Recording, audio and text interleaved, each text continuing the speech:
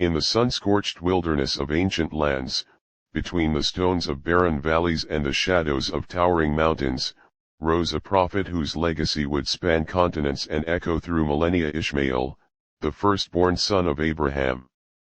Born of a divine promise and forged in the crucible of exile, Ishmael's life was not one of ease but of sacred endurance.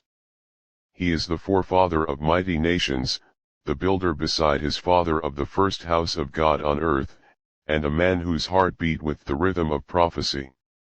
Though the world remembers him through many lenses, some as a castaway, others as a patriarch, Ishmael's true story lies beyond the pages of myth.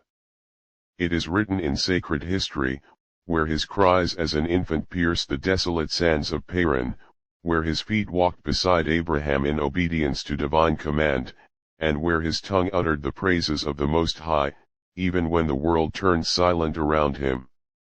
In Islam, he is the Prophet Ismail, a chosen messenger, the son of Abraham and Hagar, and the ancestor of the final prophet. In the Hebrew Bible, he is the son of Hagar, destined to become a great nation, a wild man, his hand against every man. In Christian tradition, he is a figure of both mystery and meaning. Across the Abrahamic faiths, his name is woven into the divine tapestry of promise, sacrifice, and fulfillment.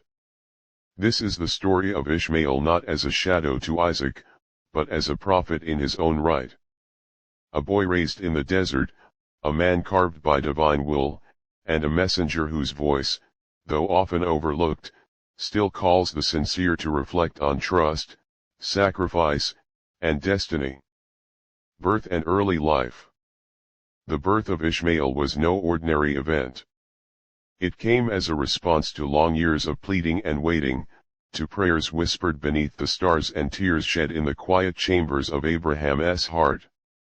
His father, Abram of Ur, later known as Abraham, was advanced in years.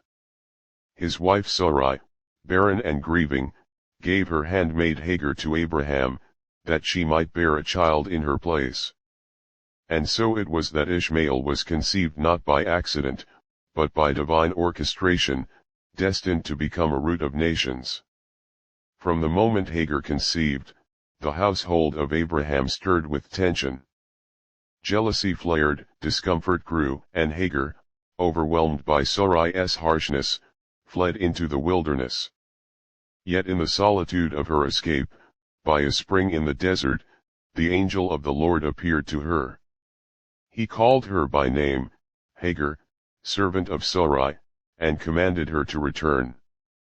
There, the angel uttered a prophecy that would define her child's fate: "Behold, thou art with child, and shalt bear a son, and shalt call his name Ishmael, because the Lord hath heard thy affliction." And so Ishmael was born, his name meaning God hears in the house of Abraham, under the gaze of a heavenly promise.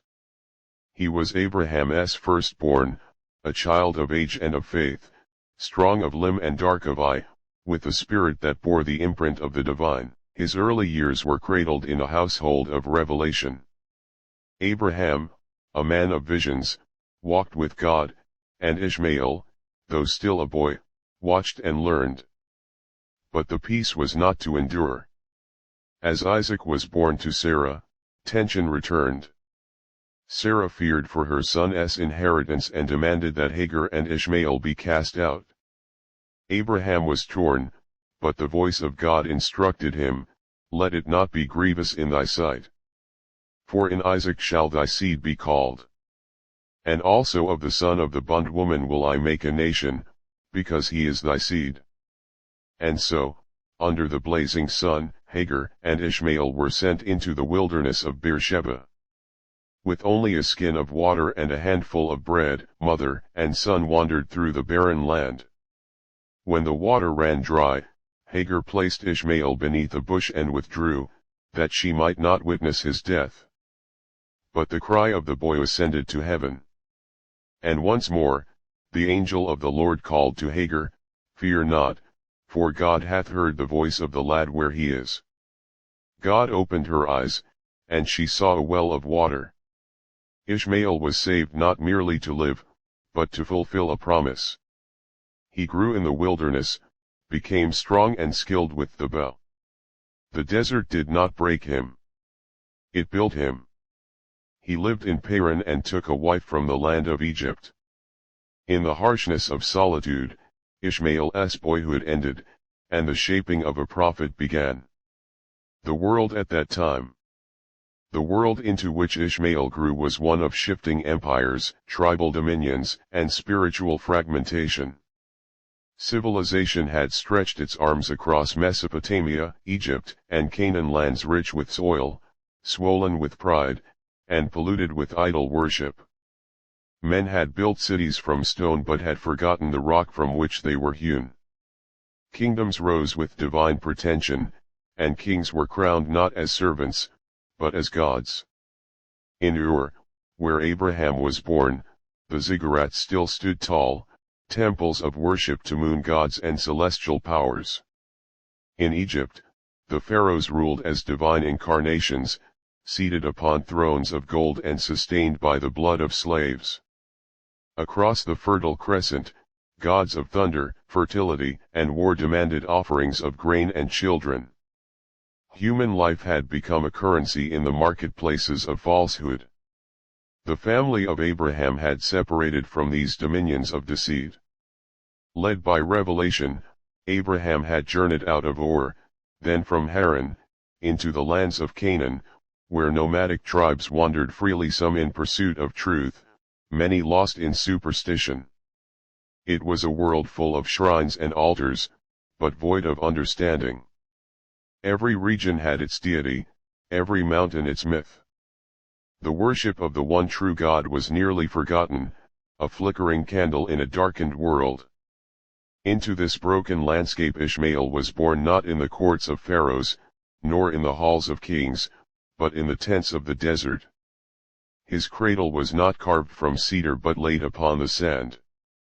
He did not drink from silver vessels but from the palm of his mother's hand, and yet, in that wild and wind-swept world, a child was being raised whose descendants would echo across time.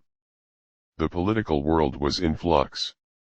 The Hittites in the north, the Amorites in Canaan, and the Hyksos rising in the delta of the Nile all laid claim to lands and legacies.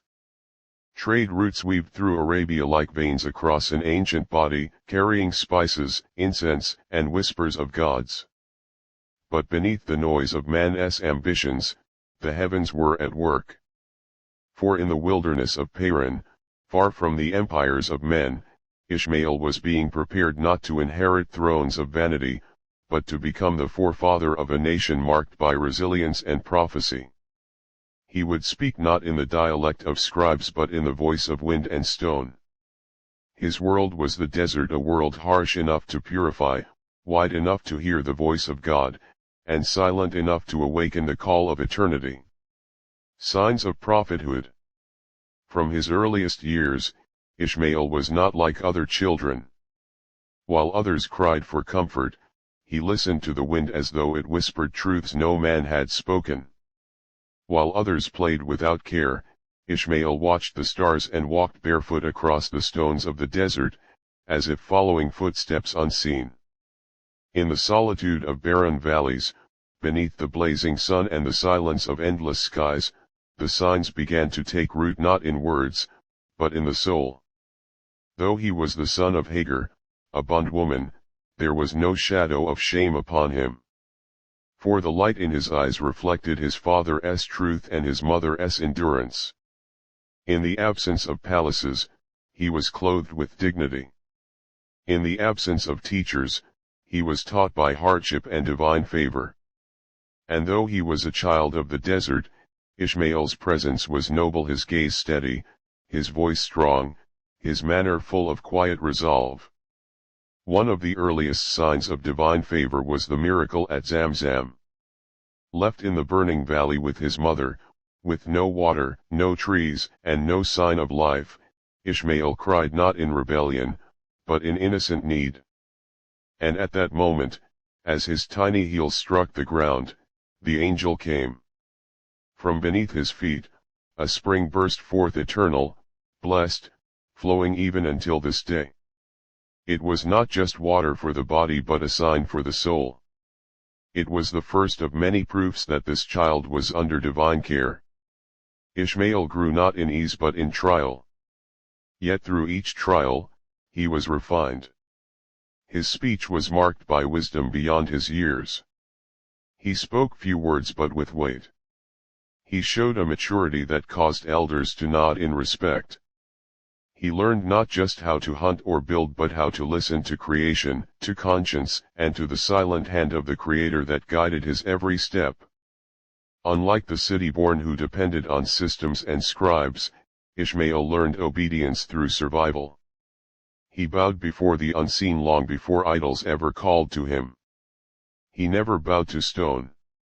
He carved no gods.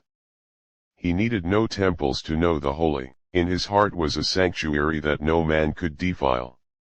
His prayers were not recited but breathed. His worship was the rhythm of his walk, the lifting of his hands, the purity of his dealings. Another sign was his temperament. Though strong in body, he was gentle in command. Though raised in a world of tribal honor and vengeance, Ishmael forgave. Though surrounded by harsh men and harsher lands, he remained kind. These were not ordinary traits, they were hallmarks of one whose soul was prepared for a divine path. And when Abraham returned to him, when the father found the son he once left in trust to the Lord, their reunion was not with bitterness but with light. Ishmael embraced the will of God even when asked to surrender his own life. He did not question. He did not fear. He said, "Father, do what you are commanded. You will find me patient, if God wills." This was no ordinary obedience. It was the highest form of submission, the kind that defines a prophet. That moment upon the barren altar, blade in hand, sky watching in silence, was the ultimate sign. For no prophet is born by word alone, but by sacrifice.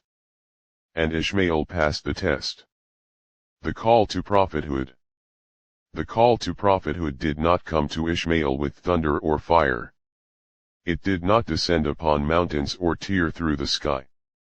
It came in silence, in the stillness of the heart, shaped by obedience and sealed with unwavering trust. Long before the divine commission was declared, Ishmael had already been living its truth.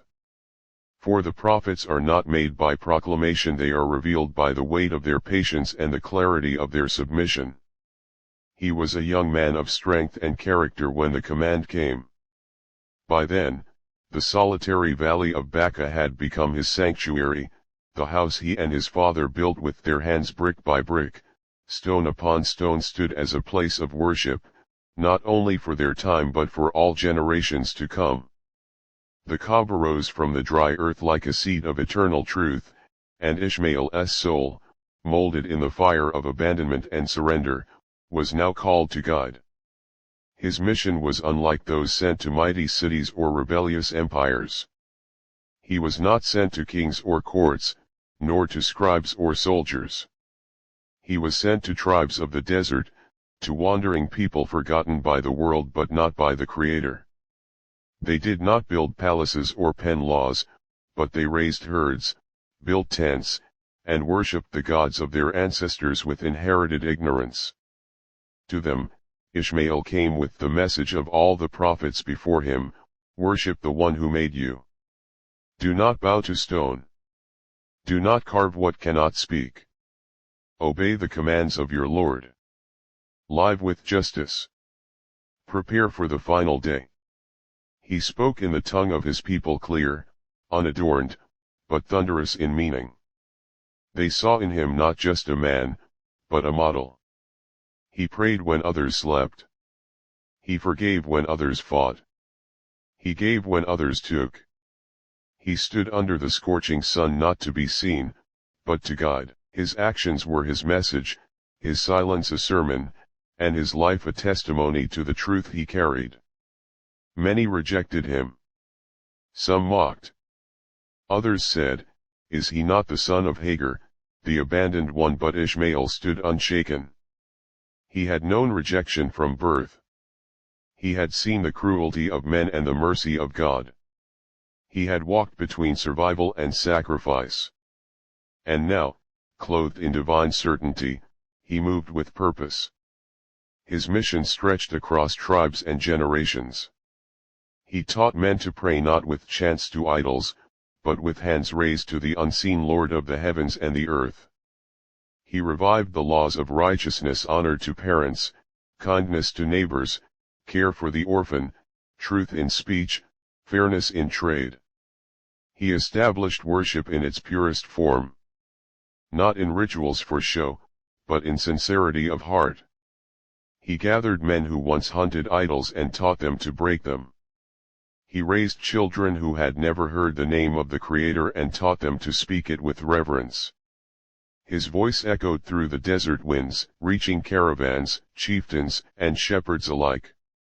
He trained his sons not in swordplay alone, but in submission. He taught them not to wear pride like armor, but to wear truth like a mantle. Through him, the desert learned to bow not to false gods, but to the Lord of Abraham, the Most High. He taught through tradition, example, and sacred word, handed down from his father and confirmed in his own soul. Though his prophethood may not have witnessed massive empires fall or cities quake in fear, his work laid the foundation for the greatest legacy yet to come. Through his bloodline, a promise was kept. From his progeny, a light would rise. And from his quiet valley, a call would one day shake the entire world. Teachings and message. The teachings of Prophet Ishmael were not veiled in mystery or wrapped in riddles. They were plain, pure, and eternal, cut from the same truth his father Abraham upheld and the same truth his descendants would later revive. In the vast desert, where idols rose from sand and vanished with storms, Ishmael stood as a flame that would not die. His message was singular yet deep: worship the one true God. Obey him in all things. Live justly. Die in truth. He taught that the Creator was neither bound to stone nor born of clay. The idols his people carved could not move, protect, or judge. Ishmael called them to reflect: would you seek mercy from a thing your own hands shaped? Would you trust life to a block that cannot speak? His voice carried across dunes and valleys, urging the people to look beyond what they could touch and believe in the one who created all that can be seen and unseen. His call to prayer was not loud in voice but loud in meaning. He did not invent a new religion, he restored the foundation. Daily, he led prayers facing the rising Kaaba, teaching men to stand, bow, and prostrate not before kings or statues, but before the unseen Lord of the worlds. With every bowed head, he tore down the pride that once made men gods over others. Ishmael's message carried the ethics of heaven into the customs of the earth. He preached kindness to parents, especially the mother who bore hardship alone. He taught mercy to slaves and strangers, truth in contracts, honor in promises, and trustworthiness in speech. He told men, your worth is not in the cloak you wear, but in the deeds you plant. He taught that justice is not for the strong alone, but that the weak too must be heard, protected, and honored. He reminded the leaders of the tribes that authority is not privilege but a burden. That the shepherd is answerable for every sheep. That the one who holds power and oppresses, even in the desert, will face a judge before whom there is no interpreter, no bribery, and no escape. He instilled in his people a deep respect for the sacred. Water was not to be hoarded, guests not to be denied, and the oath by God's name not to be taken lightly. He taught that every moment in life is an opportunity for submission. That patience in hunger, gratitude in ease, and endurance in trials are the pillars of true faith. Above all, Ishmael taught obedience, not the obedience of blind followers, but of hearts that willingly surrendered to the divine will. He embodied it when he lay beneath his father's knife, eyes open, soul at peace, ready to be sacrificed for the sake of the one who gives life and takes it. This was the message he carried into his prophethood, to submit not only your body, but your desire, pride, wealth, and fear to God alone. He taught that life is a test, not a feast. That every gift is a trial. That every loss holds a lesson. He reminded the people that death is not an end, but a doorway to judgment. That the deeds done in secret will be weighed with precision. And that the only path to salvation is faith followed by action. His message echoed through tents and across caravans. Men began to purify themselves before prayer. Women raised children who knew the name of the Most High. Trade was done with honesty. Feasts began with God's name. And hearts turned from superstition to truth. Slowly, the idols gathered dust. Slowly, the tribes found peace. Though his following was not counted in thousands, the sincerity of those who believed with him carried his message forward like a seed waiting for its season. For Ishmael was not sent to make his name known but to preserve a light that would one day blaze across all nations. And that light through his blood would be reborn in the final prophet.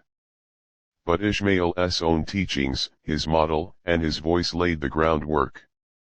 He taught the world how to bow, how to sacrifice, and how to live with the certainty that the Lord sees, hears, and knows. Challenges and opposition. The desert is a place of silence, but not all silence is peace. Though Prophet Ishmael walked with dignity, though his voice was calm and his words just, not all hearts welcomed his truth. As with every prophet before him, the path of righteousness was a path lined with thorns. And so Ishmael too, son of Abraham, man of God, faced trials not only from the desert's heat but from the heat of rejection, mockery, and resistance. At first, the people merely ignored him. He is young, they said. Let him speak. His voice will wear out, and his dreams will fade. But his voice did not fade. Day after day, he stood firm.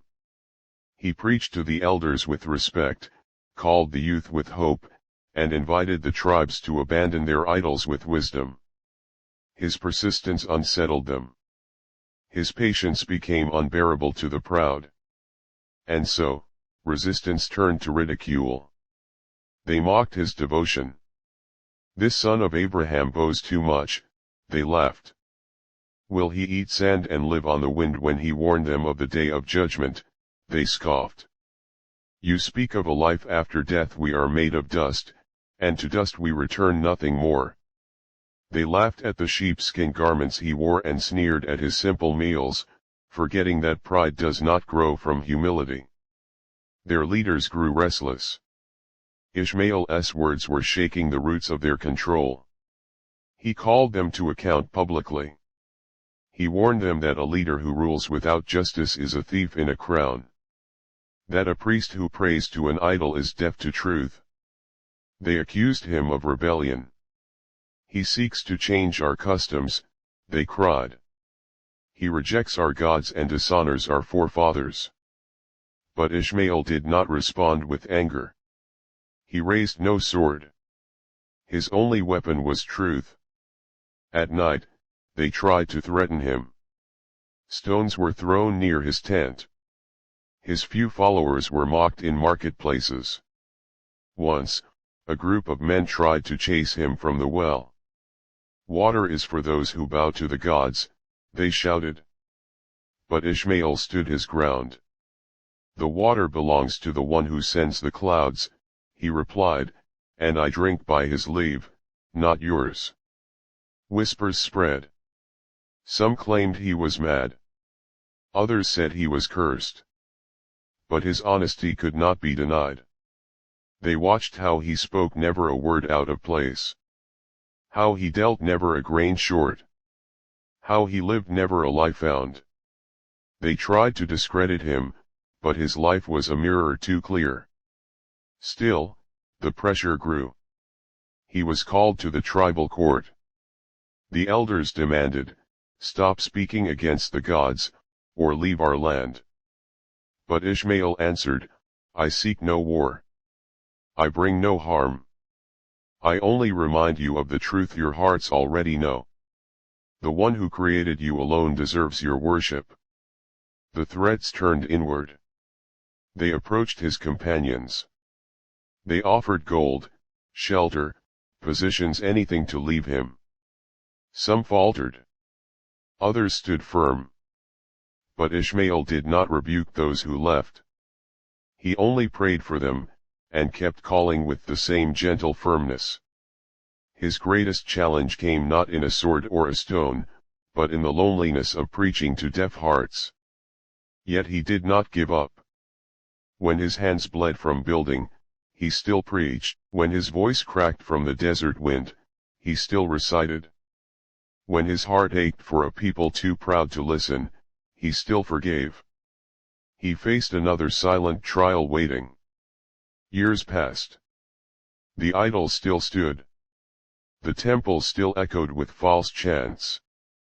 But Ishmael never doubted. He said, "My duty is not to change hearts that belongs to the Lord. My task is to deliver the truth without fear and without compromise." Some tribes came from afar, curious about the son of Abraham. Some believed and took his message back to distant sands. Others tested him with questions, only to return in awe at his wisdom. And so, though his tribe resisted, the message began to travel.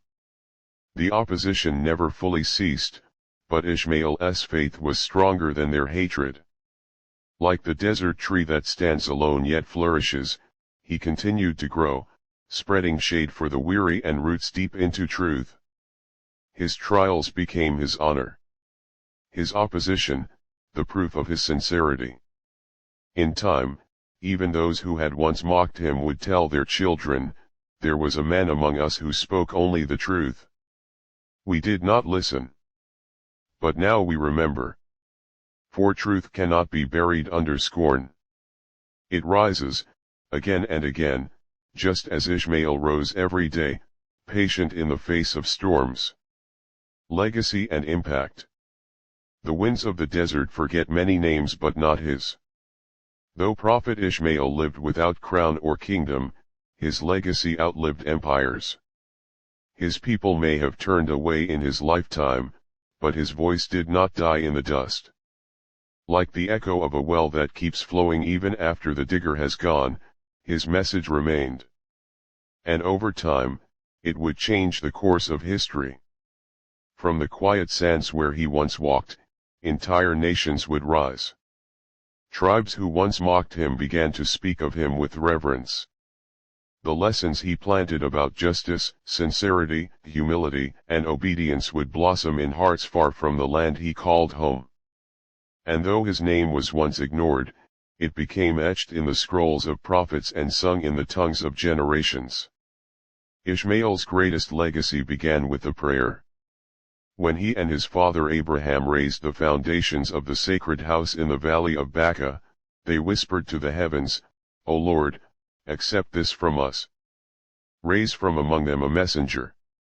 That prayer would echo across centuries and find its answer in a future descendant who would complete the message of all prophets. The line of Ishmael would carry not just blood, but truth. The very ground he walked upon, Mecca, would become sacred. Pilgrims from every direction would someday retrace the steps of his family, drink from the well that sprang for his mother, and honor the legacy he helped lay. His life, though humble, became the cornerstone of a spiritual lineage that reached millions. Unlike kings, Ishmael did not leave behind fortresses. But he left a model of manhood, strong, faithful, gentle, and obedient. He became the symbol of sacrifice, the youth who once submitted willingly beside his father, ready to lay down his life if his Lord required. That moment, that test, became immortal. Even among those who do not know his full story, the image of a son submitting in trust to divine will stands tall in sacred memory.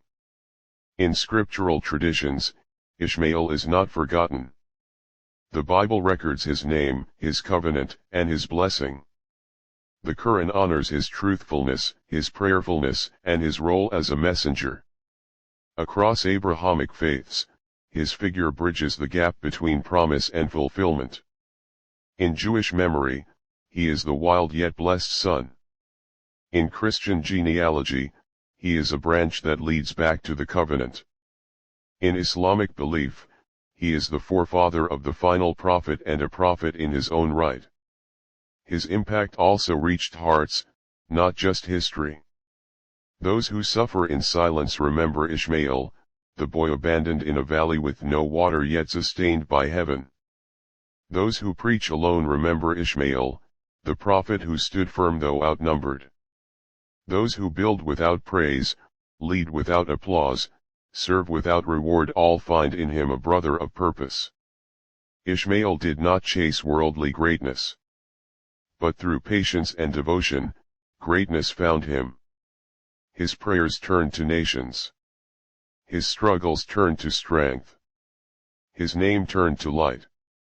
And the message he bore that truth matters more than numbers, that faith is worth the struggle, that the one Creator alone deserves worship remains alive. Even now, when the faithful circle the Kaaba, when the call to prayer echoes across deserts and cities, when the tale of a boy and his father is retold in sacred rites, they honor Ishmael. He lives in the rhythm of worship, in the shadow of prophets, in the heritage of belief. In conclusion, Prophet Ishmael's legacy is one not written on paper, but engraved on hearts. It lives in every act of obedience, every drop of water offered in thirst, every father who raises a child with truth, every youth who walks the path of righteousness alone. He did not seek glory. He sought God. And in doing so, he became a beacon for all who follow the light. Death and burial. In the latter days of his life, Prophet Ishmael grew old, yet his spirit remained firm and his faith unwavering. The desert sands that had once welcomed his infant cries now whispered reverence for a life lived in total submission to the will of the Most High. His body may have aged, but his heart never tired of remembrance. Long after the trials of his youth had passed and the sacred labor of building the house of God with his father Abraham was complete, Ishmael continued to guide, pray, and live in the obedience he had embraced since his earliest years. He did not seek grandeur, nor did he gather armies or build kingdoms. His legacy was in hearts transformed, in altars purified of idols, in tribes taught to worship the one unseen Creator. He remained a shepherd of souls and a servant of truth, surrounded by his family and those who believed in his mission. Prophet Ishmael sensed the nearing of his appointed hour. But there was no fear. For one who had submitted himself wholly, death was not an end, it was a return. With his final breaths, he advised his children to cling to righteousness, to remember the covenant of Abraham, and to guard the purity of worship that had been entrusted to their line. His death came gently, like a desert breeze at dusk. There was no thunder or storm, only peace. His soul, long aligned with the divine, departed with serenity. He was buried near the sacred precincts of the Kaaba, in the blessed valley of Baca, not far from where he had once wept as an infant under the scorching sun. That ground, once barren, now held the body of a prophet whose footsteps had made it sacred. His grave, simple and unmarked, remains veiled by the sanctity of the land itself. His burial was not a loss but a seal upon a life of fulfillment, sacrifice, and unwavering devotion. Generations would walk that land, circle the Kaaba, and utter his name with reverence, not because of worldly conquests, but because of a soul that lived and died in perfect surrender. Ishmael did not die in obscurity, he lives on in every prayer echoed across the desert, in every pilgrim's stride, and in every voice that calls to monotheism from the house he helped raise in stone and spirit. Interfaith perspective. In the Islamic tradition, Ismail is venerated as a mighty prophet and the eldest son of Abraham, born to Hagar, the noble handmaid. His life is honored with acts of profound submission to the will of the Most High. It was Ishmael whom Abraham saw in vision, to be offered in sacrifice, a test of obedience that both father and son met with unwavering surrender. This story, central to Islamic identity, reveals Ishmael not as castaway but as chosen, raised to the station of prophethood. Muslims believe Ishmael helped Abraham build the sacred house in Mecca, the Kaaba, placing the stones with his own hands while invoking the name of the Almighty. His patience in the desert, his support for his mother Hagar in times of thirst, and his trust in divine mercy are immortalized in the rituals of Hajj. He is called the father of the Arab peoples and the ancestor of Prophet Muhammad. In Islam, he is not only a son of a prophet but a prophet in his own right, righteous, pure, and steadfast. Within Christianity, Ishmael is recognized as the son of Abraham through Hagar, though emphasis is given to the line of Isaac in the fulfillment of God's covenant. In the book of Genesis, his story is told with clarity and sorrow, cast into the wilderness, yet not abandoned by God. A voice from heaven spoke to Hagar in her despair, and a well sprang forth, preserving their lives. Thus, Ishmael is remembered as one who received God's mercy and blessing, though not the primary bearer of the covenant promise. Early Christian thinkers sometimes saw Ishmael in symbolic terms. St. Paul in his letter to the Galatians referenced Ishmael allegorically as representing the Old Covenant and Hagar as the bondwoman. Yet despite such theological symbols, the humanity of Ishmael remains intact. He was heard by God, and his future was secured with the promise, 12 princes would rise from him, and a great nation would come forth. Though the focus in Christianity rests upon Isaac and Christ's descent from him, the mercy shown to Ishmael stands as a witness to God's compassion for all nations. In Jewish scripture, Ishmael is the firstborn of Abraham by Hagar, and his story is recounted with both solemnity and purpose. Though not the heir of the covenant, he is not cursed nor erased. The Torah tells of his exile into the wilderness, of Hagar's weeping, and of God's angel answering from heaven. The Lord promised Abraham, "As for Ishmael, I have heard thee, behold, I have blessed him, and will make him fruitful, and will multiply him exceedingly." Ishmael was destined to father 12 princes and become a great nation. In rabbinic writings, Ishmael's legacy is complex. Some portray him as rebellious, others suggest he repented in later life. Yet it is written that he returned to bury Abraham alongside Isaac, a symbol of reconciliation. Though Isaac carried the covenant, Ishmael bore his own promise. His role in the story of Israel is not dismissed but placed in the wider design of divine providence. He is the elder brother, the son of promise to Hagar, and the beginning of a vast people who would dwell from Havilah unto Shur. Across all three Abrahamic faiths, Ishmael's life echoes divine mercy, endurance in hardship, and the power of God's promise. Though viewed through different lenses, he remains a sacred bridge between faiths, calling hearts to reflect on the unseen hand that guides history and hears even the cry of the castaway.